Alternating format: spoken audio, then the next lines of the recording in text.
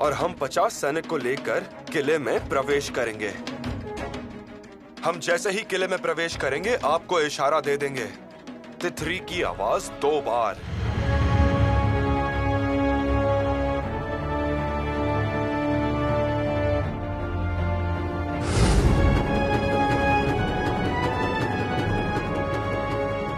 हे भगवान,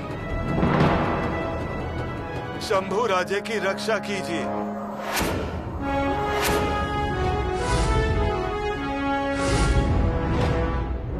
सरदार हुजूर, सारी दिशाओं में पहरे लगा दिए गए हैं। मराठा तो क्या, चींटी भी किले के अंदर घुस नहीं सकती। शाबाश।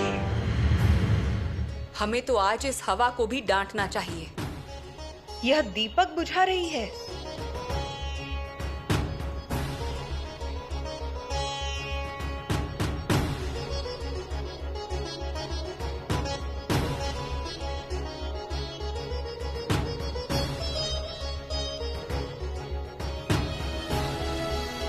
ये दिया तूफान के घर का है, समझ गए?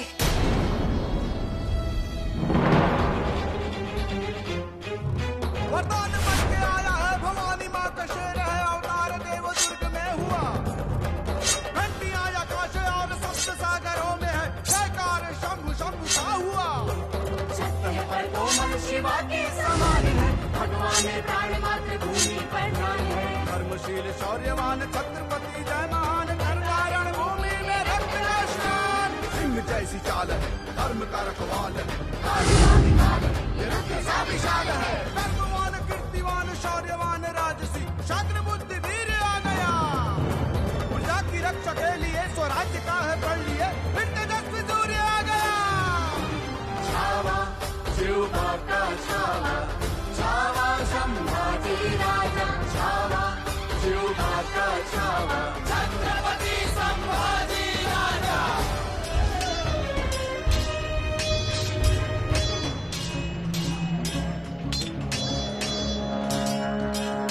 युवराज ने कय्यूम खान को मार डाला। क्या? कय्यूम खान मर गए? या अल्लाह, भागो!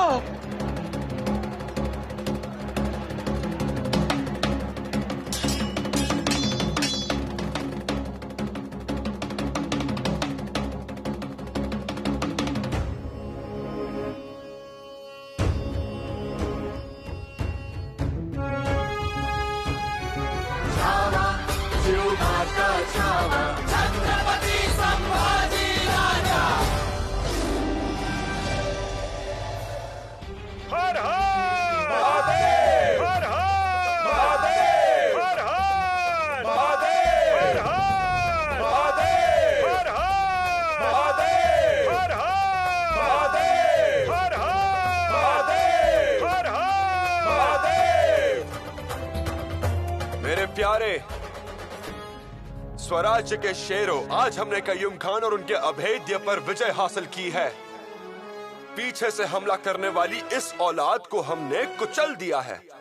मराठी ईर्ष्या बाघ के पंजे की तरह है, होती है पर दिखती नहीं। लेकिन अगर किसी ने परेशानी की, फिर वो धड़ पर हमला करके आंतड़ियां निकाल देता है। यदि कोई उसे उकसाता है तो वो सांप की तरह फुफकारता है और प्रहार करता है और यमराज के पास भेजता है। इस युद्ध में जो भी घायल हुआ है, उसके घाव मेरे हैं।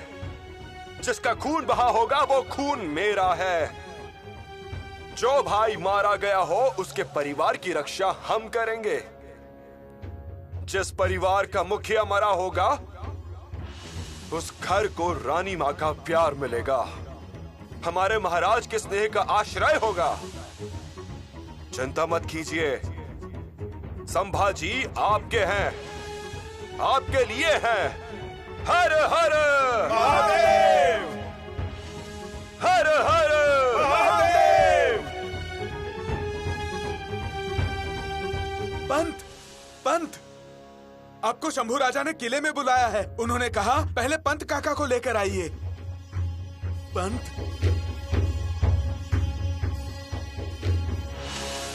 किले पर कब्जा करूंगा कहा था और किया, लेकिन ये आसान जीत नहीं थी।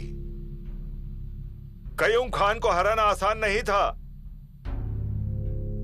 किसी भी माहिर सेनापति को उस किले को लेने के लिए 4 से 5 महीने लगते, लेकिन शंभू राजे ने रातों रात किले पर कब्जा कर लिया। उन्होंने एक दुर्लभ जीत हासिल की। बहुत साहसी है पंत। उन्होंने कल कहा था कि कल भगवा झंडा फहराऊंगा, और उन्होंने भगवा झंडा फहराया।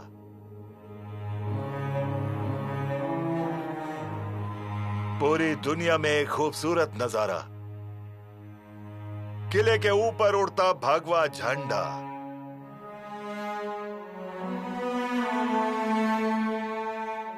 चलिए आइए चलते हैं शंभू राजे के पास।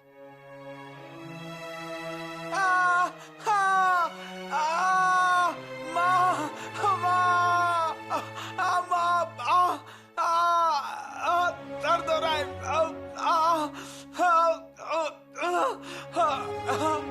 क्या हुआ?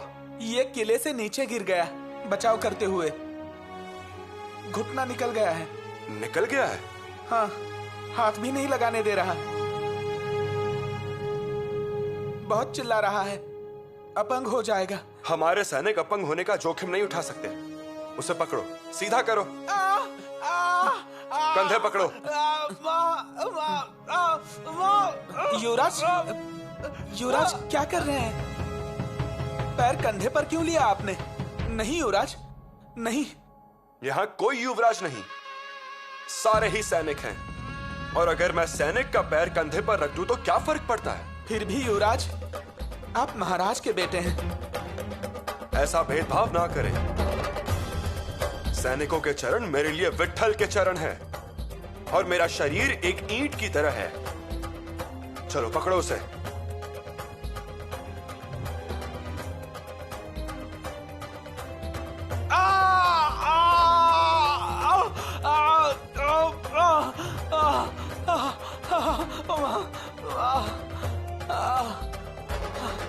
ऐसे ही पकड़ कर रखिए। और किसकी हड्डी खिसकी है? 2 सैनिक हैं, बाकी जख्मियों पर पट्टी बांध रहे हैं। युवराज, युवराज, मुझे विश्वास नहीं था कि मैं किले पर पैर रख पाऊंगा, लेकिन आपने बहुत बड़ा जोखिम उठाया। मोरोपंत, सैनिकों ने जोखिम उठाया। इस किले पर कब्जा करना आसान नहीं था, फिर भी हमारे सैनिकों ने यह किया। यह किला पहले राजा विक्रम का था। राजा विक्रम भाग गए और उन्होंने किले को कय्यूम खान को सौंप दिया। कय्यूम खान एक योद्धा और अनुभवी था, लेकिन फिर भी हमने किला ले लिया। मोरोपंत, मैं इस किले का नाम बदल दूंगा। शंभूगढ़ रखिए। किले को बुलाइए शंभूगढ़। मोरोपंत, मेरे पिता ने कितने किले जीते हैं और कितने अन्य बनाए हैं, लेकिन उन्होंने कभी अपने नाम पर एक भी किला नहीं रखा। हम उसी आदर्श पर चलेंगे। मैं इस किले को बुलाऊंगा झुंझारगढ़ किला। भले ही किला अजय था, हमारे सैनिकों ने जान की बाजी लगा के लड़ी है, इसीलिए झुंझारगढ़। झुंझारगढ़, झुंझारगढ़। युवराज की जय हो! युवराज की जय हो! वाह युवराज, वाह! आप सच में शिव के पुत्र हैं। महाराज, महाराज, युवराज जीत गए हैं। कय्यूम खान का अजेय किला उन्होंने जीत लिया, और युद्ध में वो मारा गया। युवराज जीत गए? जी महाराज। युवराज जीत गए। युवराज जीत गए। आपके ये कहने के बाद मैंने आपकी कही कोई बात नहीं सुनी, कुछ सुनाई ही नहीं दिया। बताइए, बताइए, मुझे एक और बार बताइए। ये ऐसी खबर है जिसे बार बार सुन सकता हूँ। जी महाराज, युवराज जीत गए हैं। उन्होंने कय्यूम खान का किला जीत लिया और कय्यूम खान मारा गया। शाबाश, शाबाश। महाराज, बस इतना ही नहीं, स्वराज का हमारा भगवा ध्वज गर्व से लहरा रहा है।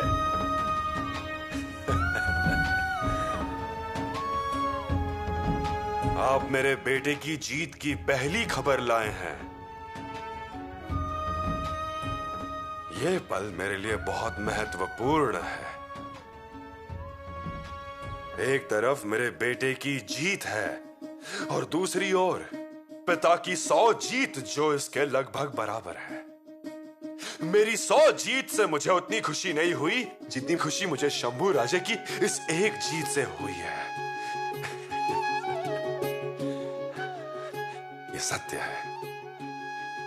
शंभू राजा अब एक बहादुर पिता के बहादुर बच्चे नहीं रहे, वो एक शेर बन गए हैं। अब शंभू राजा की दहाड़ हर तरफ सुनाई देगी।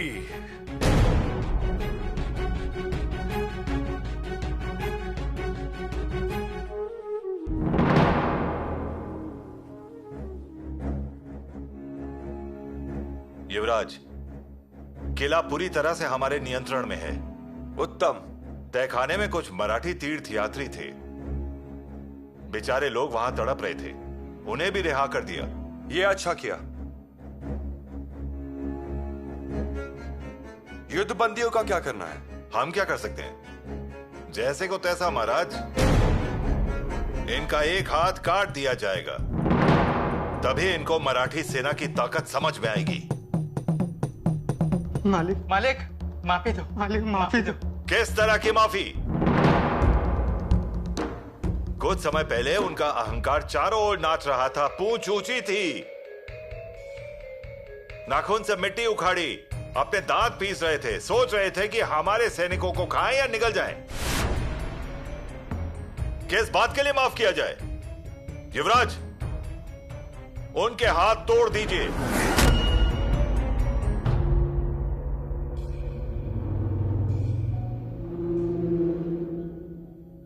मोरोपंत, आपकी सलाह उचित है।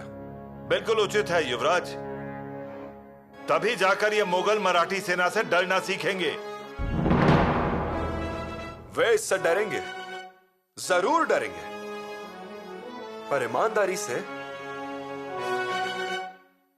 यदि बाघ की आंखें निकाल दी जाए तो उसकी दहाड़ व्यर्थ है। यदि चील के पंख काट दिए जाए तो उसमें क्या क्षमता है? ये केवल एक जीवित बोझ होंगे जमीन पर। सांप के दांत अगर निकाल दिए जाए तो किसी काम का नहीं। इसी तरह अगर आप सैनिकों के हथियार निकाल दें तो ये एक भयानक अपमान होगा और मैं इसके खिलाफ हूं। वे हमारे खिलाफ लड़े, लेकिन उन्होंने अपने जीवन और अपने गौरव के लिए संघर्ष किया। और मेरा मानना है कि एक योद्धा को योद्धा के रूप में ही माना जाना चाहिए। एक योद्धा का अपमान मैं कभी स्वीकार नहीं करूंगा।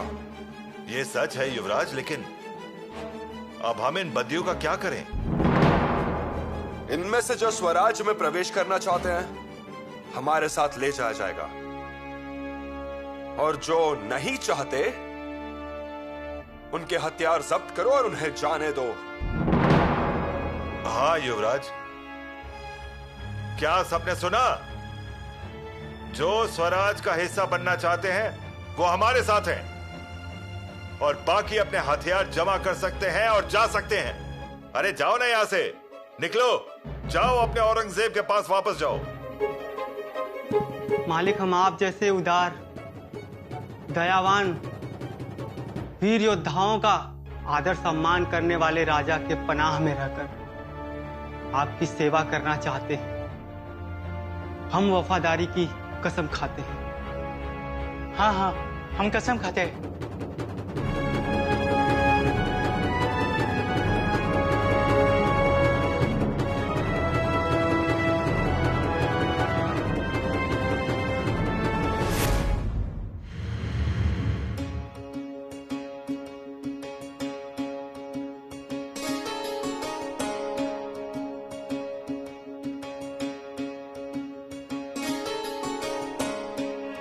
युवराज, आपकी जीत की खबर सुनने के लिए ये कान तरस गए हैं। इस झंडे को मीनार पर लहराने के लिए हम भी बहुत उत्सुक हैं।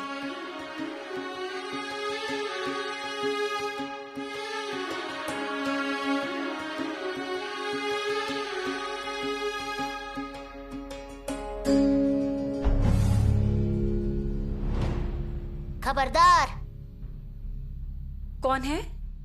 हम सेनापति हैं, सेनापति। सेनापति? हाँ, महासेनापति। हे भगवान।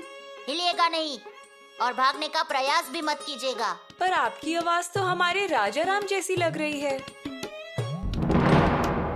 हे भगवान, आप हैं क्या? आपने पहचान लिया? हम नहीं, जाओ, आपने पहचान लिया। पहचान लिया? लेकिन शुरुआत में हम डर गए थे। सच में आप डर गई थी? हाँ, देखिए डर के मारे हमें पसीना आ गया। डरना नहीं चाहिए भाभी, हमारे दादा साहब जैसे कठोर बनना चाहिए। आपके दादा साहब कठोर हैं? हाँ, और साहसी भी हैं। और आप? हम भी हैं। फिर आप मुहिम पर क्यों नहीं गए? वो हमें लेकर ही नहीं जाते ना, और हमारे साथ खेलते भी नहीं हैं। आप खेलेंगी? हाँ। तो फिर तलवार लाएं? तलवार तो है, पर पहले हमें जाकर इस झंडे को मीनार पर लहराना है। रानी जी, रानी जी,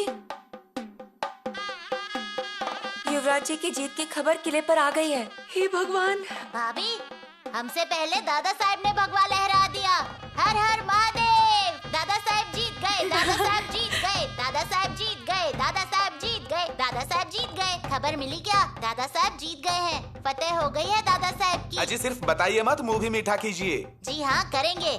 हाथी पर से सबको शक्कर बांटेंगे। दादा साहब जीत गए, दादा साहब जीत गए। अरे सुना, बल राजा की आवाज सुनी क्या? किसका मन नहीं करेगा कि युवराज के साथ लड़ाई करे? मुझे भी ऐसा लग रहा है। बहुत खुशी हुई, खबर सुन के पूरी तरह संतुष्ट हो गए। हाँ, बहुत बड़ी बात हो गई। बड़ी? कयूम खान का किला लेना कोई आसान बात नहीं है, पर युवराज ने उस जंगली जानवर की नाक में मोती डाल ही दी, लगाम लगा दी। अकेले युवराज ने ही लगाई? कहने का मतलब आपको कोई संदेह हो रहा है? संदेह नहीं, मैं उस कयूम खान को अच्छे से जानता हूँ। बहुत ही शातिर है। ऊपर से किला जीतना मुश्किल है। पर किला तो लिया और धुआं भी उड़ा दिया। रात में बरस पड़े और सुबह होने तक भगवा ध्वज लहरा ही देंगे, और लहरा दिया किले के ऊपर। बहुत खुशी हुई। मुझे अभी तक विश्वास नहीं होता।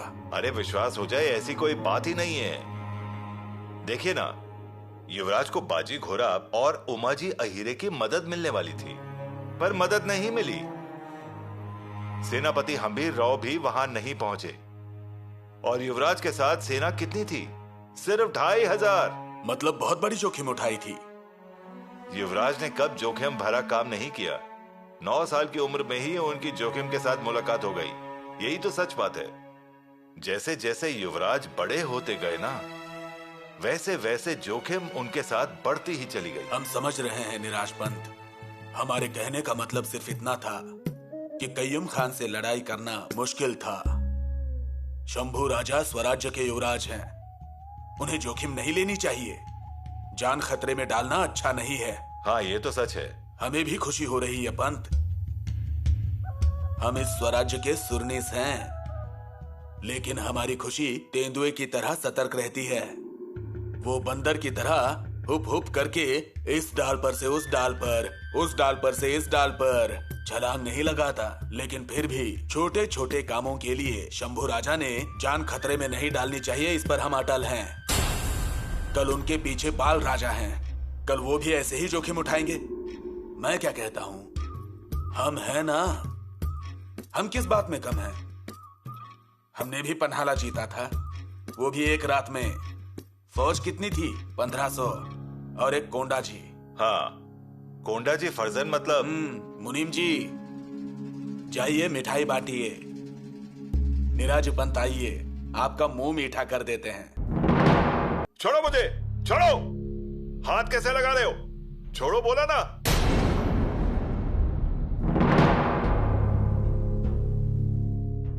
उनकी बेड़ियां निकाल दीजिए। ये जादव है, हमारी रानी माँ के मायके की पुण्याई है इनके पीछे। अच्छा हुआ पहचान रख ली। हमने आपकी बेड़ियां निकलवा दी, वो आप हमारे दूर के रिश्तेदार हैं इसलिए नहीं। आपको अच्छे से नमस्कार करना आना चाहिए इसलिए। नमस्कार? हम नमस्कार नहीं करेंगे। आपको करना पड़ेगा, गुस्ताखी हो जाएगी। ये मराठियों का देश है और मराठा तख्त के अधिकारी शंभू राजा यहाँ के युवराज हैं। कब सुधरोगे तुम? मराठाओं के हक का तख्त निर्माण होने पर भी उस मुगल सल्तनत को सहायता करके खुश हो रहे हो तुम, हाँ? सच तो ये है कि आप जैसे लोगों को महाराज को ताकत देनी चाहिए। महाराज को जितना करना चाहिए उतना किया है। प्रजा के लिए कितना कुछ सहा है उन्होंने। किया होगा, पर क्या वो हमारे मालिक हैं क्या? पिताजी,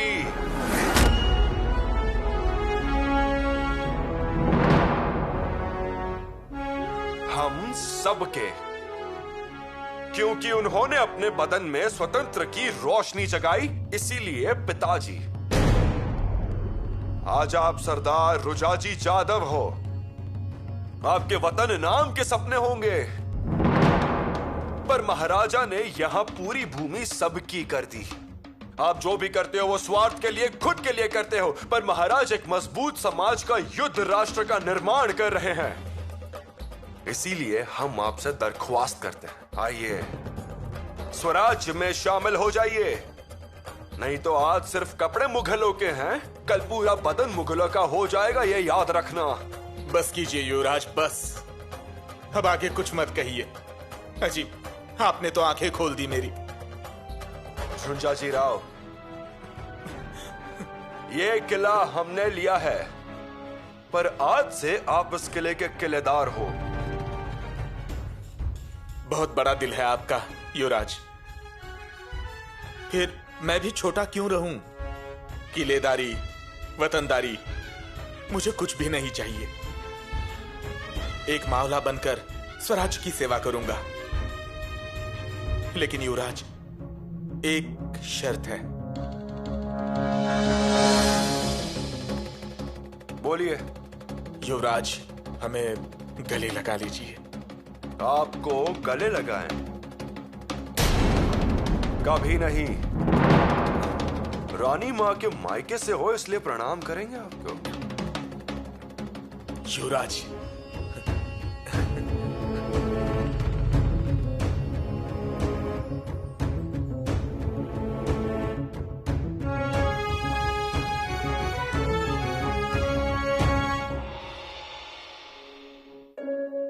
सरकार, अन्नाजी पंत सुरनी साहब से मिलने की इजाजत मांग रहे थे। अनाजी पंत? जी।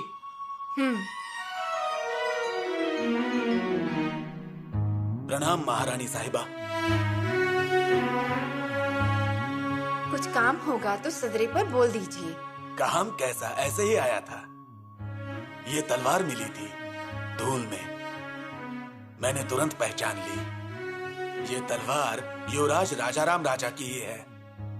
मैंने उठाई और गमछे से पोंछ भी दिया। अरे, गमछे से क्यों पूछा आपने? अजी, युवराज की तलवार, छत्रपति के बेटे की तलवार, अपने गमछे से पहुंचना ये कितने सौभाग्य की बात है। लेकिन एक बात का बुरा लगा। बुरा लगा? क्यों बुरा लगा? यही कि वो शंभू राजा, दौड़ने वाले, भागने वाले, उनके हाथ से कभी तलवार छूटी नहीं, कभी धूल में नहीं मिली। इस मामले में सावधान। जी हाँ, शंभू राजा को तलवार के अलावा और कुछ करना ही नहीं आता। वही तो बुरा लगा ना कि बड़े भैया तलवार को सम्मान दे और छोटा तलवार गुम कर दे। बड़े भाई की तलवार पर शत्रु का रक्त और छोटे के मिट्टी। अन्नाजी पंत, अब आप जाइए और आगे से बड़े छोटे की बात मत कीजिए। नहीं करूंगा, गलती हो गई। देखिए ना, बड़े भाई के लिए बाल राजा मीठा बांटते फिर रहे हैं। लेकिन महारानी साहिबा, यह अन्ना जी का वचन है। जिस दिन युवराज राजाराम राजा ऐसा ही किला जीत जाएंगे ना, उस दिन यह अन्ना जी हाथी पे बैठ के मीठा बांटेगा। माताश्री, माताश्री।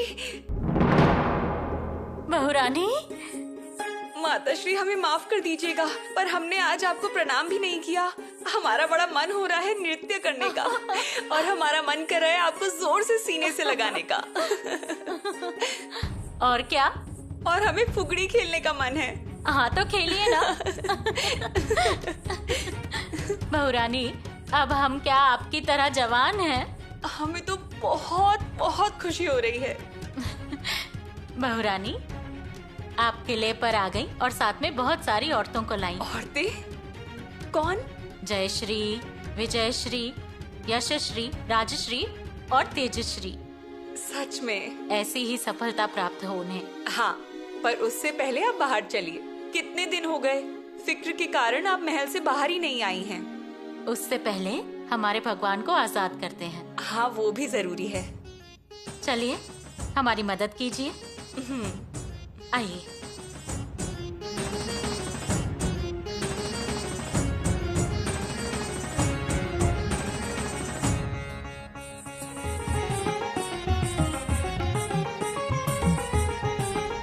पुतला रानी, युवराज ने किले पर जीत हासिल कर ली। भैरवनाथ ने सफलता प्राप्त करवा दी।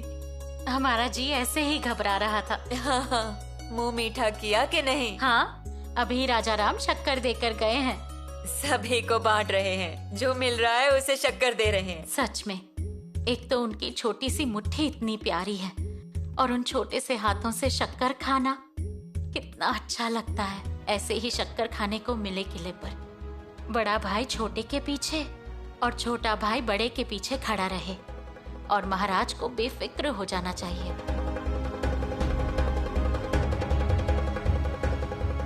रहने दीजिए, रहने दीजिए।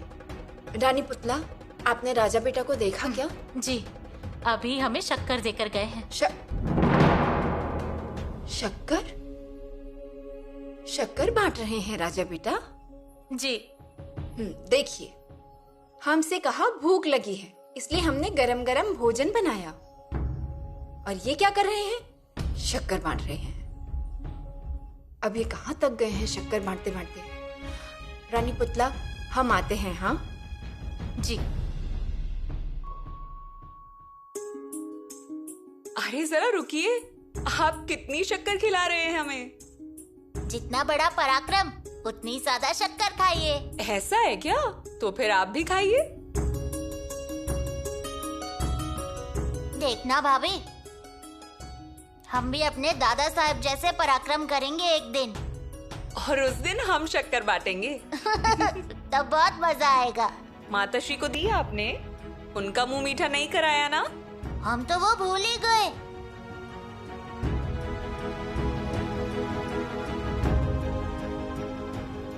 माताश्री, लीजिए, शक्कर से मुंह मीठा कीजिए। पूरे किले पर शक्कर बांट दी है हमने। बहुत अच्छे। सब लोग सराहना कर रहे हैं दादा साहब की। उन्होंने काम ही इतना बड़ा किया है, और आपको भी उनके जितना बड़ा काम करना है। जी, करेंगे। और एक बात, इसके आगे शक्कर मत बांटिएगा। कारण आप युवराज हैं। लेकिन दादा साहब के लिए हम शक्कर बांटेंगे ही। उनके लिए बांटिए ना, उससे हमें खुशी होती है। पर आदत मत डाल लीजिएगा। मतलब मुट्ठी में शक्कर की आदत मत डालिए।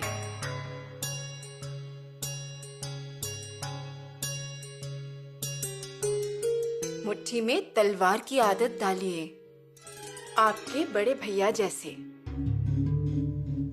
उनकी प्रशंसा होती रहती है, वैसे ही आपकी भी प्रशंसा होनी चाहिए।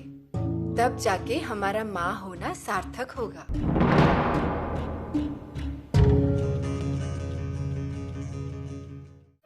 युवराज, सब कुछ बहुत अच्छा हो गया, पर युवराज। पर क्या?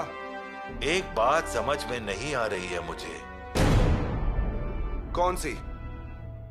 मतलब युवराज,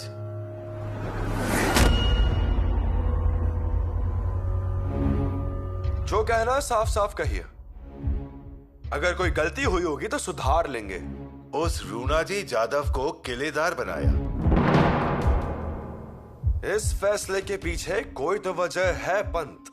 ठीक है, लेकिन ये इतना बड़ा किला, पर अभी भी स्वराज की हवा उससे सही नहीं जाती।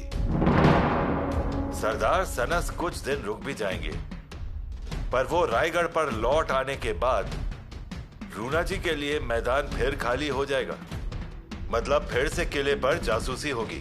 जुंजार किला फिर से विक्रमगढ़ हो जाएगा। मुझे तो ऐसा लग रहा है कि युवराज आप बिल्ली के मुंह में मक्खन डाल रहे हो। पंत, हमने जो दिया है वो मक्खन नहीं है, आग है, आग। और ये बिल्ली अब बिल्ली नहीं रहेगी। रुंजाजी राव अब इंसान बनेंगे, स्वराज्य के सैनिक बनेंगे। मुझे इस बात पर यकीन नहीं हो रहा है। यकीन अगर नहीं रखा होता तो पुरंदर का युद्ध कभी नहीं होता। जावड़ी के चंद्रराव मौर्य के पास से लड़ने वाले मुरारबाजी महाड़कर, वो उनकी तरफ से लड़े, पर महाराज ने उन्हें स्वराज्य में स्वीकार किया। सिद्धिलाल तो आदिल शाह का खास आदमी, उसे भी स्वराज्य में लाए। पंत, यही तो शिव विचार है। अपने स्वराज्य में मारे हुए इंसान का भी सम्मान किया जाता है, फिर ये तो जिंदा इंसान है। आज नहीं तो कल इन्हें महाराज की सोच समझ में आएगी। हम किले तो लेंगे ही, पर किले के साथ इन कीमती इंसानों को स्वराज्य में भी लाना होगा, उनमें परिवर्तन लेकर आना है। आप तो जानकार हैं, वो कल्याण के सूबेदार की बहू आज भी महाराज की सलामती के लिए अल्लाह के सामने नमाज अदा करती है, हर रक्षाबंधन के अवसर पर राखी भेजती है। पंत, अगर हम इंसान के मन का विकार नष्ट करते गए तो अपने आप स्वराज्य बढ़ने लगेगा। उस औरंगजेब को दिल्ली की तख्त से नीचे गिराकर हमारे महाराज को उस तख्त पर बैठे हुए देखना है।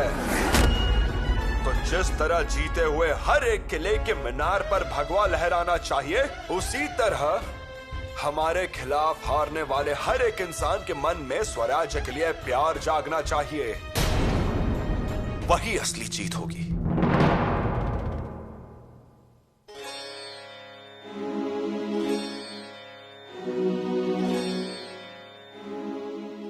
जगदम्बे, युवराज के ऊपर आपकी ऐसी कृपा हमेशा बनाए रखें।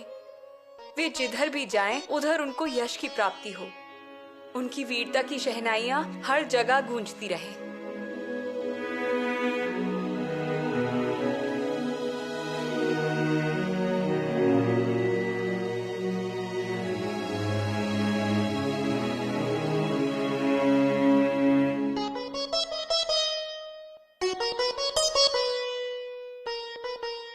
यशोरानी, देवी माँ के साथ क्या बातें हो रही हैं? हमें भी तो बताइए। नहीं नहीं, कुछ भी तो नहीं। ऐसे माँ के सामने ही बैठे रहना है या अपने भगवान से भी मिलना है? हमारे भगवान? हाँ, आपके पति परमेश्वर। हे भगवान, क्या युवराज आ गए? तूफान जैसे आए हैं। बताइए ना जरा, कैसे दिखते होंगे युवराज अभी? आप स्वयं ही देख लीजिए। देखिए, आपके आंखों में समाते हैं या नहीं? नहीं समाएंगे वे। सच कहें, हमें बहुत ही ज्यादा उत्सुकता है युवराज को देखने की, परंतु क्या वे हमें पहचानेंगे कि उन्हें बताना पड़ेगा कि हम कौन हैं? कितने उतावले हो रहे हैं आप उन्हें देखने के लिए। उतावले नहीं है, मगर हाँ, वो अचानक हमारे सामने आ गए तो उस वक्त हमें कुछ नहीं सूझेगा। सब भूल जाएंगे हम। क्या पता हम क्या करेंगे।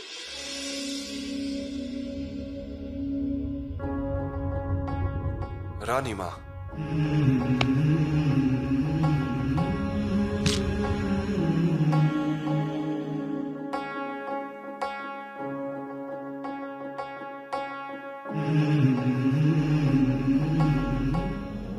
आपके दादाजी हमारे महाराज ने स्वयं ही निजाम शाही संभाली थी। आप उनके पोते हैं और स्वराज्य के युवराज हैं।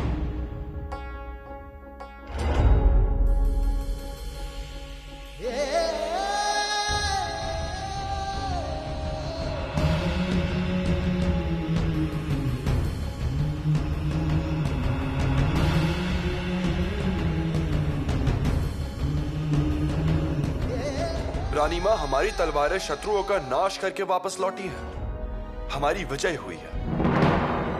हम जीते क्योंकि आपका आशीर्वाद हमारे साथ था।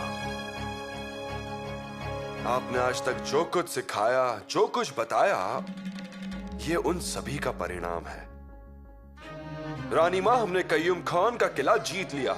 उस किले पर भगवा लहराया और तभी हमें यह आभास हुआ कि जैसे आप उस भगवे के नीचे खड़ी हैं। उस भगवे की छाया हमें आपके पल्लू जैसा महसूस करवाती है। रानी मां, आपके दिए हुए संस्कार सदैव हमारे साथ है, हमेशा। रानी मां, आपके शंभू राजा पर आपका आशीर्वाद हमेशा बनाए रखिए।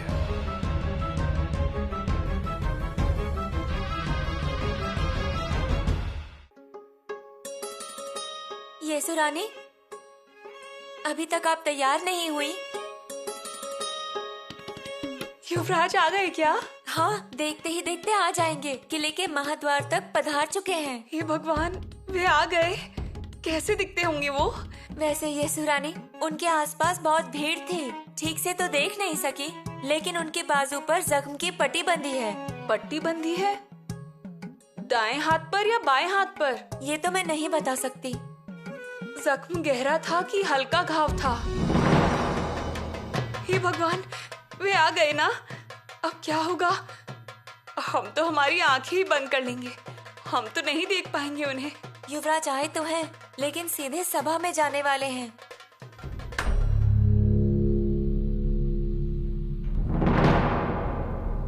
सभा में? ऐसा भी क्या जरूरी काम आ गया उन्हें?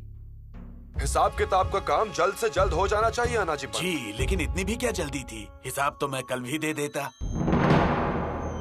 आज थोड़ा आराम कर लीजिए युवराज। हाँ, सही कहा आपने। पर पहले हिसाब किताब, बाद में विश्राम। पहले हिसाब किताब होगा, उसके बाद विश्राम होगा। बाद में मतलब कब? ये बाजू का जख्म तो धो लीजिए। हमें लगता है कि जख्म का खून सूखने से पहले पूरी रकम सरकार के पास जमा हो जानी चाहिए। थोड़े समय के लिए भी इसे अपने पास रखना सही नहीं होगा।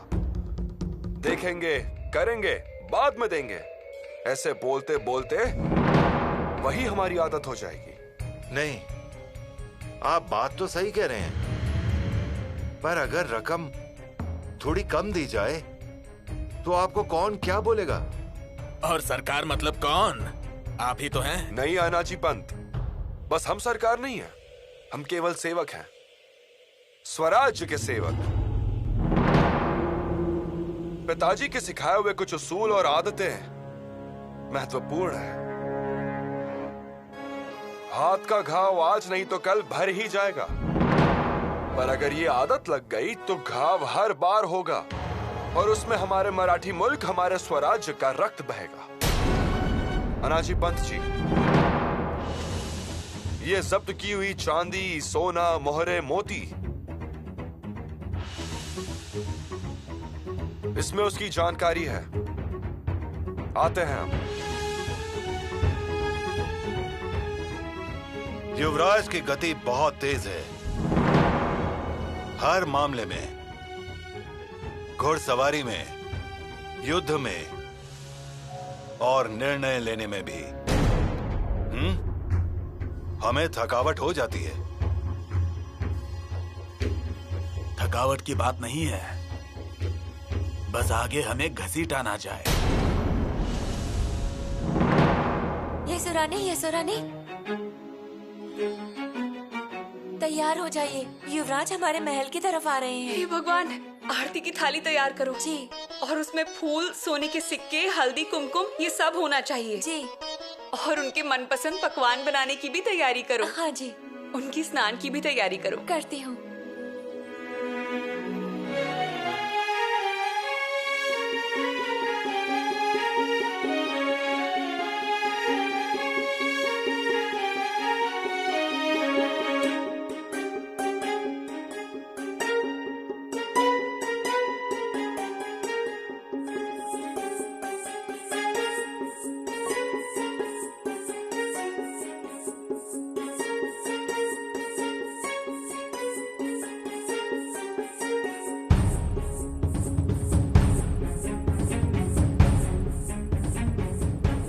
आप कितने भी बड़े हो जाएं, कहीं भी रहिए, फिर भी हम आपको पहचान लेंगे।